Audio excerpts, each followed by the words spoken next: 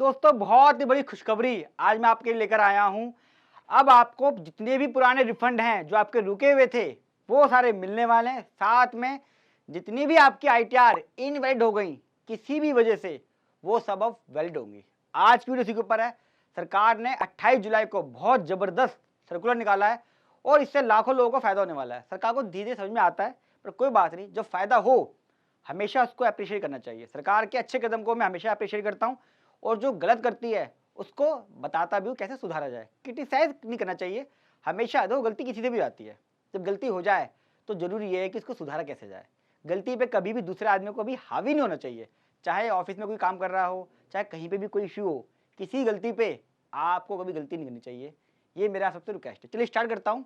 भावना से बाहर आके आईटीआई वैलिडेशन क्या हुआ थोड़ी हिस्ट्री बताऊंगा, जरूर आपको पता है। और फर्स्ट टाइम आ रहे हो तो चैनल को सब्सक्राइब कर लें क्योंकि ये इंडिया का ग्रोथ प्रैक्टिकल चैनल है। और साथ में जितना हो सके इसको शेयर करिएगा क्योंकि बहुत सारे लोगों के रिफंड रुके हुए हैं। अब करना क्या है ये समझ लीजिए। इनकम टैक्स जो सीपीसी बेंगलुरु है उससे गलती हो गई, लिखा है उन्होंने बकायदा सर्कुलर में कि हमसे गलती हो गई। हो सकती गलती, सरकार से गलती हो सकती है, कोई दिक्कत नहीं है। उन्होंने क्या करा, उनके सीपीसी बेंगलुरु सिस्टम में हमारी सारी आईटीआर जो हम भरते हैं वो सीधा सीपीसी बेंगलुरु जाती है प्रोसेस होने के लिए। 26 से मैच करते हैं, टीआई से तो मैच नहीं होता, 26 से मैच हो गया। आपने आईटीआर फॉर्म ठीक भरा नहीं भरा है, कुछ इसके अंदर डिफेक्ट तो नहीं है, फॉर्म गलत तो नहीं भर दिया, बहुत सारी चीज़ें ऐसी हैं जो वो वैलिडेट करता है। और आपकी कोई डिमांड होगी तो वो निकाल देगा और कुछ रिफंड होगा तो वो दे देगा, कुछ भी नहीं है तब भी आपके पास इंटीमेशन आती है। तो उन्होंने क्या करा, बहुत सारी आईटीआर को इनवैलिडेट कर दिया, इनवैलिडेट हो गई।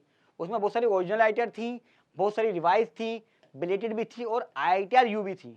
बताओ, आईटीआर यू इनवैलिड हो गई और पूरा आईटीआर एक्नॉलेजमेंट गायब, पूरा का पूरा आईटीआर फॉर्म गायब। एक मौका तक नहीं मिला आईटीआर यू इनवैलिड करने से पहले। बताऊंगा अभी कहानी। कभी कभी मैं भावनाओं में आ जाता हूँ। इनकम टैक्स डिपार्टमेंट की या किसी भी कह लो, जीएसटी आरओसी कुछ भी है, वन साइड डिसीजन होता है। एक आम आदमी कहाँ तक भागेगा। चलिए, इन लोगों को इंटीमेशन देनी होती है 143(1) में, जिसमें प्रोसेसिंग करते हैं आपके आईटीआर को। अच्छा, इसकी टाइम लिमिट क्या है समझ लीजिए। इसकी टाइम लिमिट होती है 9 महीने from end of the financial year जिसमें आप आईटीआर फाइल करते हो। यानी कि सीपीसी बेंगलुरु को आपको 143(1) भेजना ही होगा, रिफंड भेजना ही होगा इस डेट से पहले पहले। एग्जाम्पल, फाइनेंशियल ईयर 22-23 की आईटीआर आपने भरी होगी AY 23-24 किसी भी साल में, तो उसकी लास्ट डेट क्या होगा, 31 दिसंबर 24। फाइनेंशियल ईयर 23-24 की आईटीआर AY 24-25 भरी होगी, इसकी लास्ट डेट 9 महीने 31 दिसंबर 25 खत्म हो रहे हैं। जब भी फाइनेंशियल ईयर एंड होगा, जिस साल खत्म कर रहे हो उसके 9 महीने के अंदर अंदर। अब हुआ क्या, जब ये आईटीआर हो गई इनवैलिड तो एक तो आपका रिफंड रुक गया और आपकी टाइम लिमिट निकल गई।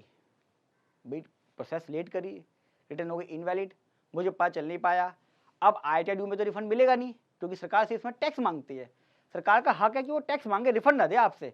हाँ, गलतियों को इसको सुधार रहे हैं, ठीक है। अब आईटीआर ड्यू के केस में क्या हुआ दोस्तों, ये बड़ा इंपॉर्टेंट था।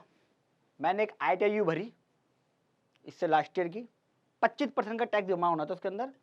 मैंने उसका 25% का टैक्स था, अमाउंट के आसपास था 4 लाख के आसपास। उसने रिफंड लिया हुआ था, वही फेक डिडक्शन का केस था। मैंने उसका टैक्स जमा कर दिया 4 लाख का 25% के हिसाब से। उसकी आईटीआर हो गई इनवैलिड। उसमें रीजन लिखा हुआ आया कि भाई आपने जो आईटीआर भरी है उसमें रिफंड का अमाउंट ठीक से डाला नहीं। मैंने वेरीफाई करा, मुझे लगा ठीक है। मैंने फिर बाकी आईटीआर चेक करी, आईटीआर उसमें ठीक डाला, वो प्रोसेस हो गई, सब कुछ ठीक हो गया है। अब इन भाई साहब ने बोला कि भाई साहब आप एक्सपर्ट बनते हो, ऐसे बोला उन्होंने, सर आप एक्सपर्टाइज हो और ये गलत हो गया, अब क्या करूँ मैं। अब मैं उससे क्या बोलूँ कि भाई आपकी आईटीआर इनवैलिड हो गई है, हम इसको दोबारा भरेंगे। अब दोबारा ना 25% नहीं है क्योंकि अब मार्च खत्म हो गया है, अब 24 मंथ वाले में आएगा। अब आपका टैक्स 50% हो गया है, यानी कि 4 लाख का 8 लाख हो गया है।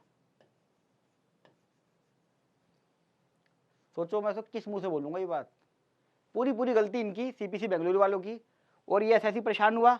ये तो भगवान का लाख शुक्र है कि इनवैलिड होने के बाद इसका सेक्शन 148 में नोटिस नहीं आया, क्योंकि आईटीआर तो इनवैलिड हो गई है। तो 148 का नोटिस आता तो हम क्या जवाब देते। और अब मैं क्या जवाब दूं कि भाई साहब पिछली बार तो 25% हो गया था लेकिन अब मार्च क्रॉस हो गया है, क्योंकि उसे लेट पता चला इस चीज़ का कि आईटीआर इनवैलिड हो गई है, तो अब 8 लाख जमा कराओ। तो ये जरा सी गलती कितनी भारी पड़ती है किसी के ऊपर, ये मैंने तो आपको एग्जाम्पल बताया है। अब हुआ क्या ये समझ लीजिए। सर्कुलर इशू करा है, सर्कुलर नंबर 10 2025 28 जुलाई को आया है, जिसमें लिखा हुआ है हम अपनी पावर को एक्सरसाइज कर रहे हैं अंडर सेक्शन 119। उन्होंने लिखा उसके अंदर हमारे पास पावर है। भाई पावर तो होगी, मानता हूँ मैं, पावर है तभी तो। एक आदमी की ITR इनवैलिड हो गई है, उसके पास एक इंटीमेशन तक नहीं गई है। ये ITRU का कंसेप्ट इतना गंदा बनाया इन्होंने कि ITR को सीधा इनवाइट कर देते हैं। क्या एक ड्यूटी नहीं है कि एक शो को भेज दें? एक व्यक्ति ने आपको 4 लाख रुपए का टैक्स दिया है, सोचिए ITRU के अंदर, और आपने उसके ITR को इनवाइट कर दिया सीधा सीधा।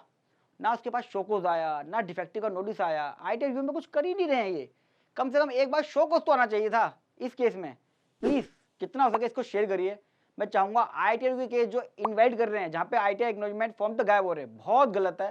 टैक्स पेयर के साथ जो लोग ITRU के अंदर टैक्स पे कर रहे हैं, बहुत ज्यादा गलत हो रहा है। और क्यों 6-6 महीने बाद प्रोसेस कर रहे हैं? सेम डे 2 दिन बाद क्यों नहीं बता रहे किसी को? मान लो कोई 29 मार्च को फाइल कर रहा है ITRU, और मार्च पार होते इसकी हो गई इनवैलिड, तो कौन जिम्मेदार है इसका? वो क्या 25% से 50%, 60%, 70% तक पहुंच जाएगा? ऐसे तो हर साल इनवैलिड होती रहेगी। ये क्या तरीका है? एक शो को देना बनता है। आप अपनी राय जरूर लिखिएगा जो प्रॉब्लम फेस कर रहे हैं। चलिए आता हूँ, अब इसके अंदर क्या लिखा है, जो उन्होंने पावर दिखाई, अपनी गलती के बाद पावर दिखाई, उसमें क्या लिखा? जितनी भी ITR आपने भरी है 31 दिसंबर 24 तक, 31 दिसंबर 24 तक। अच्छा 25 वाला भी इसलिए नहीं आया क्योंकि 25 की ITR तो अभी भर ही रहे हम। जब ये ITR का टाइम खत्म हो जाएगा, इंटीमेशन प्रोसेस होंगी, कुछ दिक्कत आएगी तब निकालेंगे। अभी 24 तक निकाला है। जो भी 143(1) होना था 31/3/26 तक करेगी सरकार, क्योंकि टाइम तो निकल चुका है इसका 31 मार्च 24 तक का, तो जो प्रोसेस होनी थी। उन्होंने बोला 31 मार्च 26 तक हम आपकी इंटीमेशन दे देंगे, एक्सेप्ट यानी कि रिफंड का रिफंड दे देंगे, या कोई ITRU इनवैलिड हो गई उसको ठीक कर लेंगे, जो भी आपका बनता होगा हिसाब किताब वो कर देंगे। एक्सेप्ट कोई रिफंड नहीं देंगे अगर आपका पैन और आधार कार्ड अब तक लिंक नहीं हुआ है तो। यानी कि कई लोग ऐसे भी हैं जिन्होंने अब तक पैन का आधार कार्ड लिंक नहीं कराया है और अपने डिजिटल सिग्नेचर से ITR भरवा रहे हैं, डिजिटल सिग्नेचर से, तो उसका रिफंड नहीं आएगा, तो रिफंड रोक लेंगे उसका। जो बच जाए वही बढ़िया है। भाई पावर है, लिखा हुआ है पावर। अच्छा एक्शन क्या करना है असैसिन ने? वैसे तो सुओ मोटो कुछ नहीं करना, अपने आप कर देंगे। फिर भी अगर आपकी ITR इनवैलिडेट हो गई है तो ग्रीवेंस जरूर फाइल कर दें CPC बेंगलुरु को। ऑप्शन आता है वहाँ पे ग्रीवेंस में कि भैया मेरी ITR इनवैलिड हो गई है जबकि मेरे कोई गलती नहीं है, इसको भी ठीक से प्रोसेस कर दी जाए एज पर सर्कुलर नंबर 10/2025।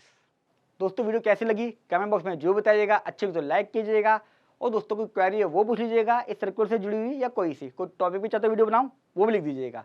और फर्स्ट टाइम आ रहे हैं सब्सक्राइब कर लें, क्योंकि अगर आपने सब्सक्राइब करा होगा तो आप मेरे से कोई भी क्वेरी पूछ सकते हो, और मैं जब लाइव आता हूँ तो भी आप मेरे से डायरेक्ट कोई भी किसी तरह की बातचीत भी कर सकते हो और क्वेरी पूछ सकते हो। जितना हो सके फेसबुक, व्हाट्सअप सब जगह इसको शेयर करें। नया नया सर्कुलर है, बहुत सारे लोगों को, प्रोफेशनल्स को, असेसी को नहीं पता, जिनके रिफंड अटके हुए हैं, ITRU इनवैलिड हो गई है। मैंने बताया ना अभी 25% से 50%, और बहुत सारे प्रोफेशनल्स को पता भी नहीं होगा। तो एक बार इस चीज़ को जरूर चेक कर लें, शेयर करेंगे, क्या पता आपके 3-4 ऐसे जगह फायदा हो गया, तो मुझे लगेगा इस वीडियो का पर्पस सोल्व हो गया है। मिलूंगा अगली वीडियो में, तब तक नमस्कार।